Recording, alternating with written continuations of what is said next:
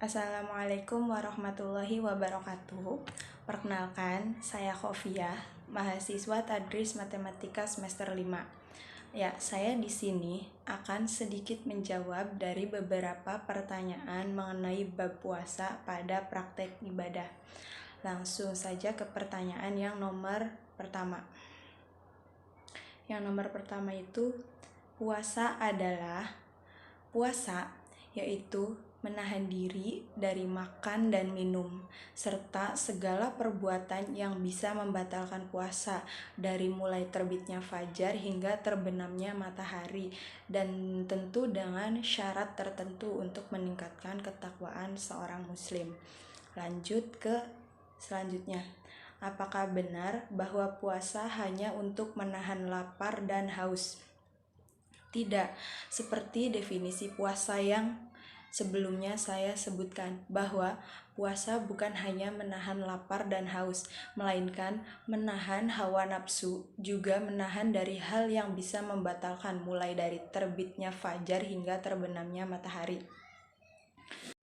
Ya, lanjut ke pertanyaan yang selanjutnya, yaitu apa hikmah diwajibkannya puasa Ramadan? Ya, hikmah diwajibkannya puasa Ramadan itu yang pertama menggapai derajat, yaitu bagi seseorang yang melaksanakan perintah Allah dan menjauhi setiap larangannya. Kemudian yang kedua itu bisa lebih qanaah, rela atau menerima takdir yang diberikan oleh Allah Subhanahu wa taala. Kemudian yang selanjutnya itu latihan mengontrol hawa nafsu yang sudah saya jelaskan tadi di definisi, yaitu menahan hawa nafsu. Selanjutnya itu bisa saling berbagi. Nah, hikmah yang selanjutnya itu ada puasa baik bagi kesehatan jasmani, kemudian selalu berusaha menjadi yang lebih baik. Lanjut ke pertanyaan yang selanjutnya, yaitu apa dalil Quran dan hadis yang menyatakan wajibnya puasa Ramadan?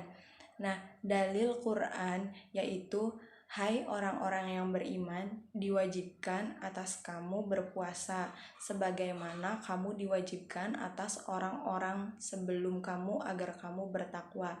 Nah, itu hadis di dalam Al-Quran. Menurut hadisnya, yaitu yang artinya, telah datang kepada kalian bulan yang penuh berkah, diwajibkan kepada kalian ibadah puasa, kemudian dibukakan pintu-pintu surga dan ditutuplah pintu-pintu neraka, serta setan-setan yang dibelenggu. Di dalamnya terdapat malam yang lebih baik dari 1000 bulan. Barang siapa yang tidak mendapatkan kebaikannya, berarti ia telah benar-benar terhalang atau terjatuhkan dari kebaikan. Itu hadis riwayat Ahmad.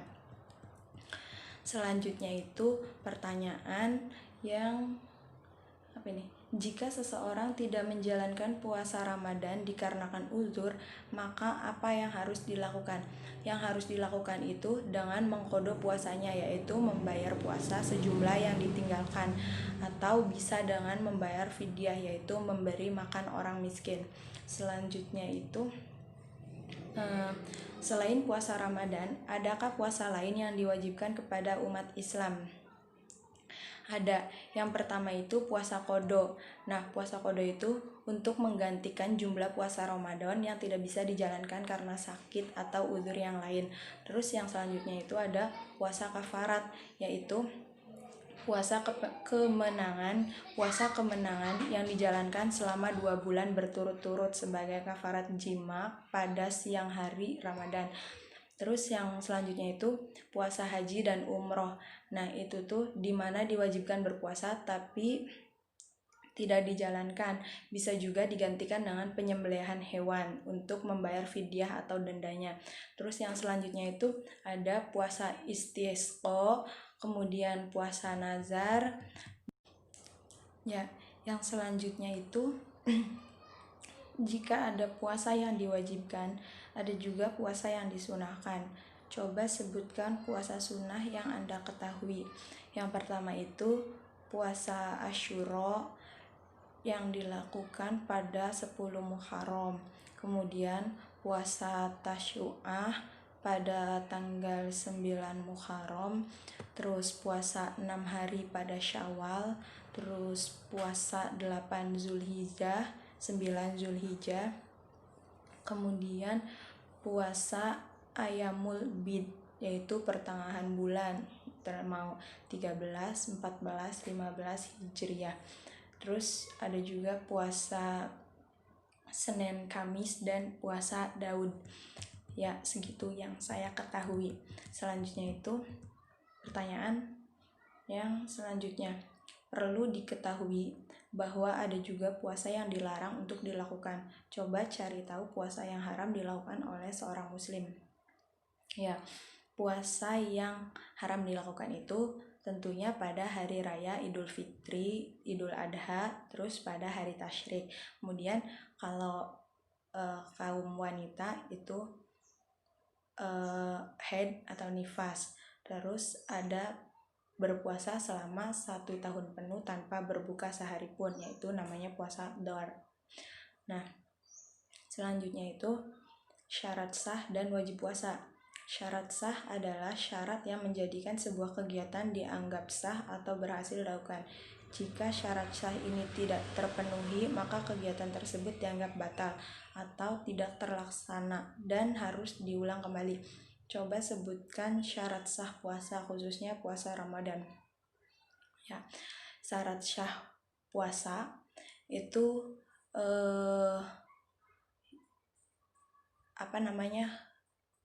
yang pertama pasti beragama Islam, kemudian berakal sehat, terus mumayyiz, suci, tidak lagi halangan atau nifas.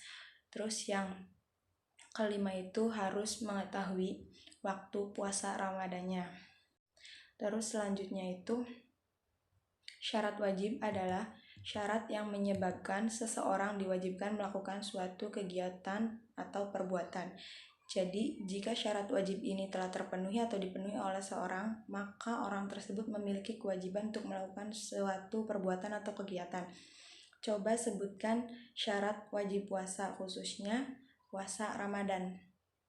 Nah, syarat wajib puasa itu yang pertama pasti beragama Islam, baligh, kemudian berakal sehat, mampu melaksanakan puasa, dan mengetahui waktu awal Ramadan atau waktu awal puasa. Selanjutnya, coba sebutkan rukun puasa. Ya, rukun puasa itu yang pertama pasti niat, yang keduanya yaitu meninggalkan hal-hal yang membatalkan puasa. Terus selanjutnya pahala puasa. Perlu Anda ketahui bahwa satu-satunya ibadah yang tidak disebutkan besaran pahala yang akan diterima bagi pelakunya adalah puasa. Iya, benar. Lanjut ke yang selanjutnya, yaitu kebagian etika melaksanakan puasa. Banyak yang berpuasa, namun sebagian besar hanya mendapatkan rasa lapar dan haus. Mengapa demikian? Mungkinkah karena tidak terjaganya etika ketika sedang berpuasa. Ya, dalam kitab Muqasid al-Saum itu Imam Izzuddin bin Abdissalam al-Sulami membahas adab dan etika yang harus dijaga ketika puasa. Nah, itu dikelompokkan menjadi 6 bagian.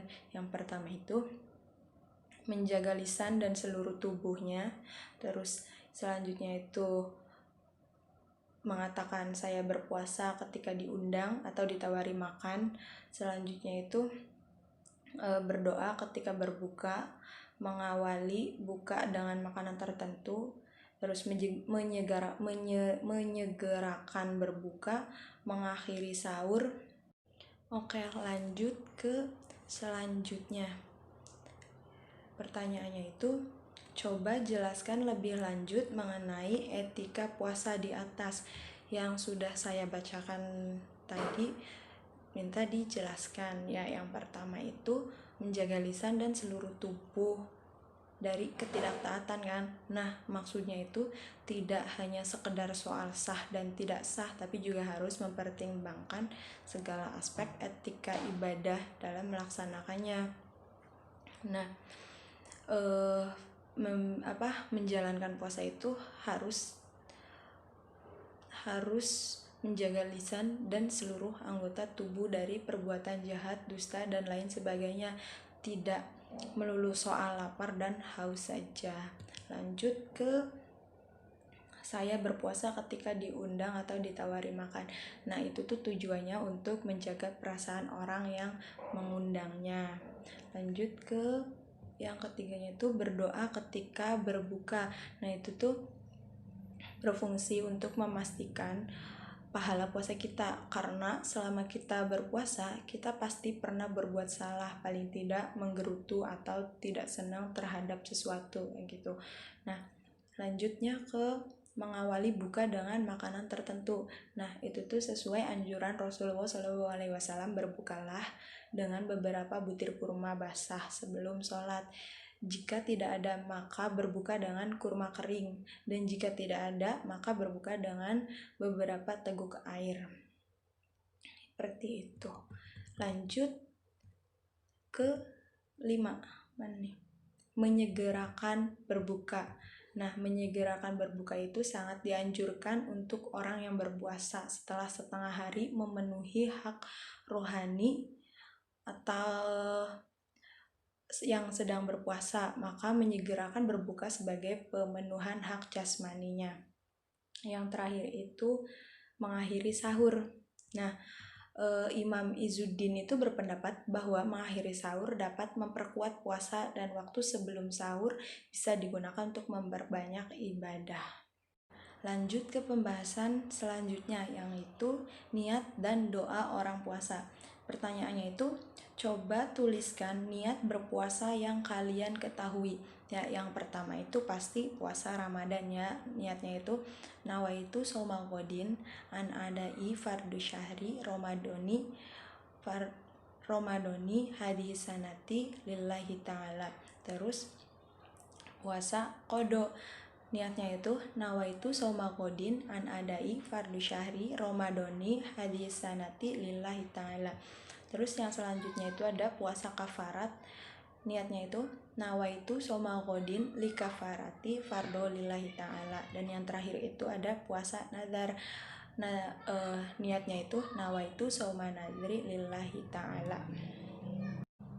Lanjut ke pertanyaan selanjutnya ya, yaitu coba tuliskan doa berpuasa yang kalian ketahui, seperti doa ketika berbuka, doa ketika sahur, doa memulai puasa. Ya, yang pertama itu doa ketika berbuka puasa, yaitu Allahumma lakasumtu wa bika amantu wa ala rizkika aftartu birahmatika ya arhamar rahimin. Nah, doa ketika sahur, yarhamallahul mustajari. Nah, Allahumma barik lana fi ma razaqtana wa qina adzabannar. Nah, lanjut ke pertanyaan selanjutnya, yaitu mengapa kita sebagai muslim harus berdoa? Mengapa kita sebagai muslim harus berdoa? Karena berdoa merupakan kebutuhan jiwa. Kitalah yang butuh dan perlu Allah, bukan Allah yang perlu kita atau butuh kita. Lanjut ke mengapa doa menjadi kebutuhan yang tidak bisa dipisahkan dari kehidupan seseorang muslim? Salah satunya ketika hendak berpuasa. Karena doa adalah keinginan yang dimohonkan kepada Allah Subhanahu wa Ta'ala. Karena tidak seorang pun dalam perjalanan hidupnya yang tidak pernah mengharap atau merasa cemas, hingga pada akhirnya sadar atau tidak ia menyampaikan harapan dan keluhannya itu kepada Allah Subhanahu wa Ta'ala. Seperti itu ya. Sekian tanya jawab dari saya, kurang lebihnya saya mohon maaf. Wassalamualaikum warahmatullahi wabarakatuh.